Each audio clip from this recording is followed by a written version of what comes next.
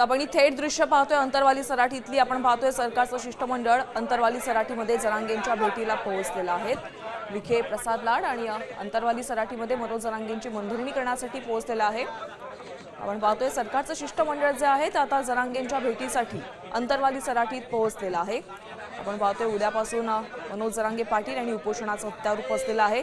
मात्र हे उपोषण त्यांनी करू नये यासाठी त्यांची कुठेतरी मनधरणी करण्याचा प्रयत्न सरकारकडून केला जातोय। जरांगेंना आंदोलन न करण्याची विनंती आता आपण पाहतोय मंत्री विखे पाटील, आमदार प्रसाद लाड करणार आहेत आणि त्यासाठी ते आता अंतरवाली सराटीत दाखल झालेले आहेत। ही थेट लाईव्ह दृश्य आपण पाहतोय। सरकारचं शिष्टमंडळ मनोज जरांगेंच्या भेटीला पोहोचलेलं आहे। अंतरवाली सराटीतून ही लाईव्ह दृश्य आहेत।